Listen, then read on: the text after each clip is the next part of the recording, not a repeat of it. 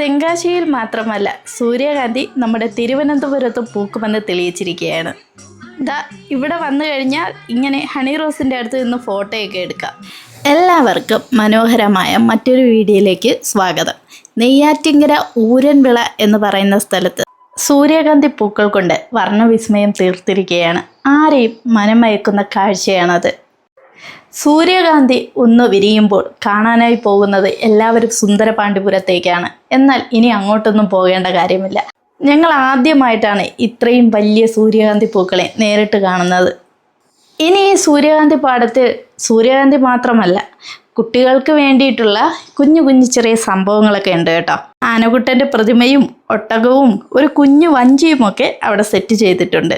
ഇതിനു പുറമെ അലങ്കാര മത്സ്യങ്ങളുടെ ഒരു അക്വേറിയവും ഇവിടെയുണ്ട്. ഇതെല്ലാം കണ്ടു നിന്ന് സമയം പോകുന്നത് അറിയില്ല, അതാണ് വാസ്തവം. സൂര്യകാന്തി പാടത്തിൻ്റെ നടുവിലായി ഇതുപോലൊരു ഫോട്ടോ ഫ്രെയിമും ഉണ്ട്. തൊട്ടടുത്തായി ഒരു നെൽപ്പാടം കൂടി സെറ്റ് ചെയ്തിട്ടുണ്ട്. അതൊക്കെ കാണാൻ ഒരു പ്രത്യേക ഭംഗി തന്നെയാണ്. ഇനി ഈ കാഴ്ചകളൊക്കെ കണ്ട് ഒന്ന് തളരുമ്പോൾ ജ്യൂസ് കുടിക്കാനും ചായ കുടിക്കാനൊക്കെയുള്ള സ്റ്റാളുകളും അവിടെ സ്ഥാപിച്ചിട്ടുണ്ട്.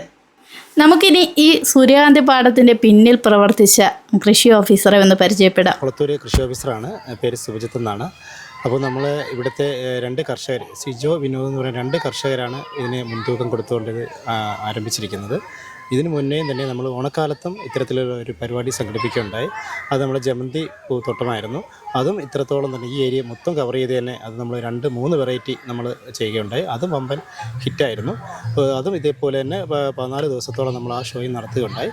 അതിൻ്റെ ഒരു പ്രചോദനത്തിലാണ് അവർ തന്നെ പറഞ്ഞ് നമുക്ക് അടുത്ത സീസണിലും നമുക്ക് ഇതേപോലെ സൂര്യകാന്തി പാടം ചെയ്യണമെന്ന് പറയുകയുണ്ടായി. അതിൻ്റെ പ്രയത്നമായിട്ട് നമ്മളത് ചെയ്യുമ്പോൾ തന്നെ നമുക്ക് 1-2 ചെറിയ പ്രതിസന്ധികളുണ്ടായിരുന്നു. നമ്മളിത് ആദ്യം ഉദ്ദേശിച്ചത് ക്രിസ്മസിന് മുന്നോടിയായിട്ട് തന്നെ ചെയ്യണമെന്നാണ്. പക്ഷേ 2 പ്രാവശ്യം നമ്മൾ ചെയ്യപ്പം തന്നെ അതിൻ്റെ വിത്തും കാര്യങ്ങളൊന്നും ശരിക്കും മുളച്ച് വന്നില്ല. പിന്നെയും നമ്മൾ വിട്ട് അങ്ങനെയാണ് നമ്മൾ 31st സ്റ്റാർട്ട് ചെയ്തത്. ഇതിനിപ്പോൾ വരുന്ന ജനുവരി 15 വരെയാണ് നമ്മളിത് തുടർന്നുകൊണ്ടിരിക്കുന്നത്. ജനുവരി 15 വരെയൊക്കെ ആകുമ്പോഴത്തേക്ക് നമ്മളിത് ഷോ അവസാനിപ്പിക്കുകയാണ് ഉദ്ദേശിക്കുന്നത്. അത് കഴിഞ്ഞിട്ട് പിന്നെ പൂക്കൾ ഉണ്ടെങ്കിൽ മാത്രം നമ്മൾ തുറന്നാൽ മതി. എത്ര നാൾ ഈ പൂക്കൾ ഇങ്ങനെ നിൽക്കും? ഇപ്പോൾ ഇതിൻ്റെ ഒരു 7 ദിവസമാണ് ഒരു പൂ കറക്റ്റായിട്ട് ഫ്ലവറിങ് വന്നു കഴിഞ്ഞാൽ നിൽക്കുക. അത് കഴിഞ്ഞിട്ട് ഇത് അല്പം താഴോട്ട് ചരിഞ്ഞു തുടങ്ങും. അപ്പോൾ 7 ദിവസമാണ് വരുന്നത്. നമ്മളിത് 2 ലെയറായിട്ടാണ് ഇട്ടിരിക്കുന്നത്. മീൻസ് 2 വരിയായിട്ടാണ് കൊടുത്തിരിക്കുന്നത്. അപ്പോൾ അതുപോലെ പ്ലാൻ ചെയ്ത സമയത്ത് തന്നെ ഒരു 6 ദിവസത്തെ ഗ്യാപ്പ് ഇട്ടാണ് രണ്ടാമത്തെ ഒരു വരി പ്ലാൻ ചെയ്തത്. കാരണം ഒരു 6 ദിവസം ഫസ്റ്റ് വരി പൂ വരിഞ്ഞും അറിയാലും അടുത്ത ഒരു വരി വരാൻ വേണ്ടിയിട്ട് അങ്ങനെ ഒരു 14 ദിവസത്തെ ഗ്യാപ്പിന് വേണ്ടിയിട്ടാണ് നമ്മളത് ചെയ്തത്. അങ്ങനെയാണ് ഇതിപ്പോൾ നിൽക്കുന്നത്, ഇത്രയും വലിയൊരു സ്ഥലത്തേക്ക് നിർത്തിയിരിക്കുന്നത്. എത്ര ദിവസം കൊണ്ടാണ് ഇതിൻ്റെ വിളവെടുപ്പ്? വിളവെടുപ്പ് നമ്മളിങ്ങനെ വിളവെടുക്കുന്ന ഉദ്ദേശം ഇതുകൊണ്ട് നമുക്ക് സൂര്യകാന്തി എണ്ണ അങ്ങനെ പലതൊക്കെ ഉണ്ടാക്കാം. പക്ഷേ നമ്മൾ അതൊന്നും ഇപ്പോൾ നമ്മൾ ചെയ്യുന്നില്ല. നമ്മളിപ്പോൾ നമ്മൾ ഈ ഒരു ഷോ മാത്രമാണ്, ഫ്ലവർ ഷോ ആണ് ചെയ്യുന്നത്. ഇപ്പോൾ നമ്മൾ 2 മാസത്തോളം ഇതിൻ്റെ പുറകിൽ ഉണ്ടായിരുന്നു. അത് കഴിഞ്ഞിട്ടാണ് ഇങ്ങനെ ഈ ഒരു പ്രേമത്തിലേക്ക് വന്നിരിക്കുന്നത്.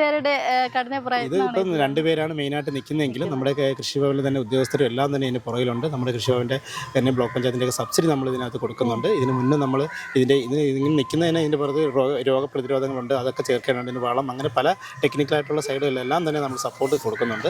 അതുപോലെ തന്നെ ഫിനാൻഷ്യലായിട്ട് നമ്മൾ സബ്സിഡി ഇതിൽ നമ്മൾ കൊടുത്ത് അവർക്കൊരു നല്ലൊരു പ്രയോജനമാണ്, പുറകിൽ നിന്ന് താങ്ങ്.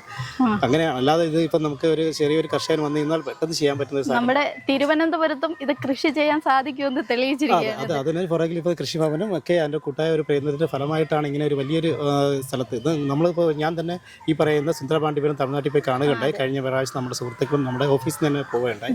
അപ്പോഴും അവിടെ പോയപ്പോഴും എനിക്ക് തോന്നുന്നു ഇവിടെയൊക്കെ അധികം വലിയ പൂക്കളാണ് ഇവിടെ നിൽക്കുന്നത്. സൈസ് നോക്കുകയാണെങ്കിൽ പുറകിൽ നിൽക്കുന്ന അതിൻ്റെ പൂക്കൾ അങ്ങനെ ഞാനത് ഇവിടെ നോക്കിക്കൊണ്ടിരുന്നത് അതിൻ്റെ ഒരു നമ്മൾ സ്റ്റഡിയുടെ ഭാഗമായിട്ട് അതിൻ്റെ എത്ര വലിപ്പം ഉണ്ടെന്നൊക്കെ ഞാനത് നോക്കിക്കൊണ്ടിരിക്കുകയായിരുന്നു. കാരണം അതിൽ നിന്നും ഡബിൾ സൈസുള്ള പൂക്കളൊക്കെയാണ് ഇവിടെ നിൽക്കുന്നത്. കാരണം അതിന് മുകളിൽ നമ്മൾ അതിൻ്റെ വളവും കാര്യങ്ങളും ഗ്രേഡ് എന്തെങ്കിലും ഉണ്ടോ?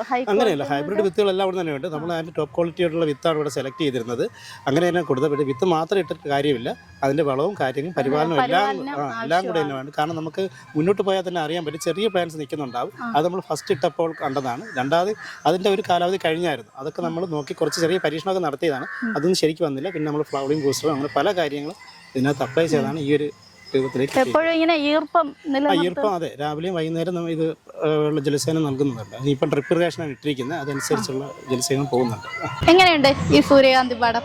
കണ്ടല്ലോ, 2 ഏക്കറിലാണ് ഇത് കൃഷി ചെയ്തിരിക്കുന്നത്. ഇതിൻ്റെ ലൊക്കേഷൻ വരുന്നത് തിരുവനന്തപുരം ജില്ലയിലെ നെയ്യാറ്റിങ്കര പഴയകട ഊരൻവിള എന്ന് പറയുന്ന സ്ഥലത്താണ്.